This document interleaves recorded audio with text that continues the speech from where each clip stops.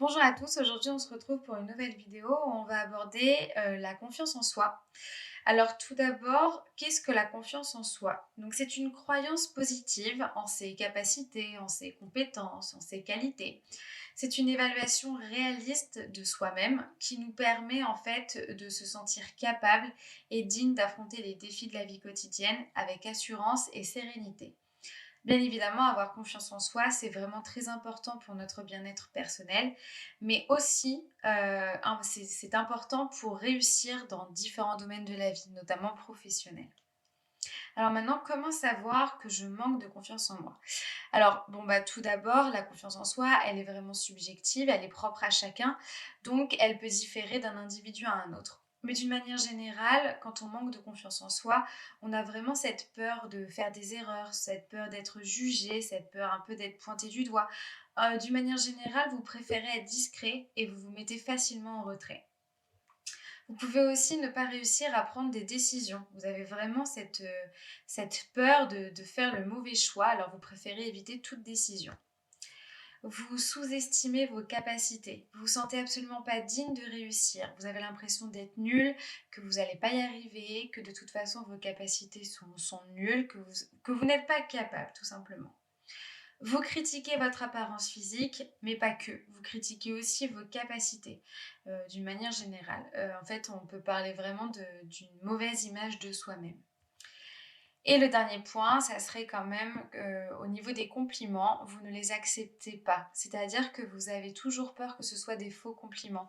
Si quelqu'un vous complimente, vous ne savez pas quoi faire en fait de ce compliment. Vous ne savez pas s'il est vrai, s'il est faux, pourquoi est-ce que cette personne m'a dit ça? Enfin, après bon évidemment, il y a les personnes aussi qui peuvent être hypersensibles ou qui pensent littéralement tout le temps, voilà, vont percevoir le compliment comme un peu quelque chose d'agressif en fait.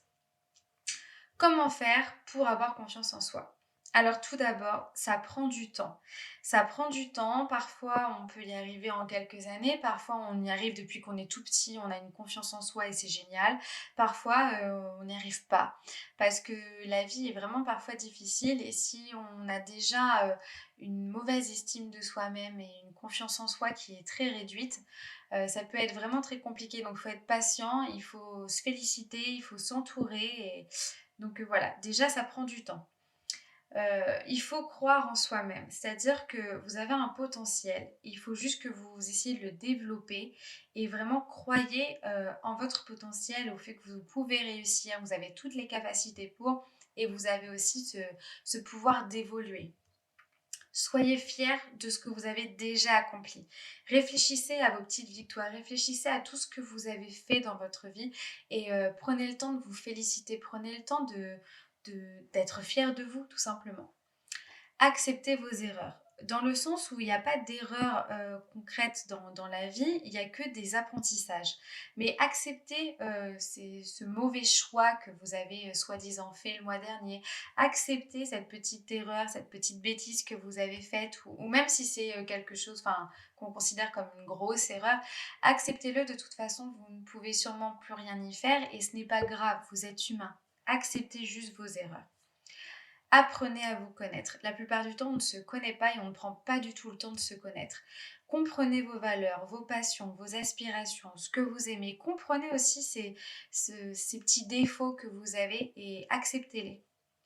Arrêtez de vous critiquer ou de vous comparer aux autres. La comparaison, c'est vraiment ce qu'il y a de plus mauvais pour la confiance en soi. On vit aujourd'hui dans une société où tout n'est que comparaison. Stop, vraiment arrêtez, arrêtez de vous critiquer et félicitez-vous encore une fois. Au lieu de pointer du doigt ce que vous aimez pas chez vous, pointez du doigt ce que vous aimez ou ce que vous trouvez de beau chez vous. Acceptez vos défauts aussi bien que vos qualités. C'est-à-dire que pourquoi est-ce qu'on aime automatiquement plus nos qualités et pas nos défauts? Qui décide que nos défauts soient mauvais? À part vous-même. Ou peut-être des personnes qui vous l'ont dit, mais ça, en fait, on s'en fiche des autres. Là, il s'agit uniquement de vous-même. Donc, vous acceptez vos défauts aussi bien que vos qualités parce qu'ils sont tous les deux aussi importants. Prenez des décisions et assumez les conséquences. plus vous prendrez des décisions, plus vous affirmerez votre choix, plus vous apprendrez dans la vie et on peut même ajouter à ça du coup donc d'assumer vos conséquences. C'est-à-dire que si la décision n'a pas été peut-être juste au moment même où vous l'avez prise, c'est pas grave, vous l'avez prise de toute façon. Donc assumez votre position.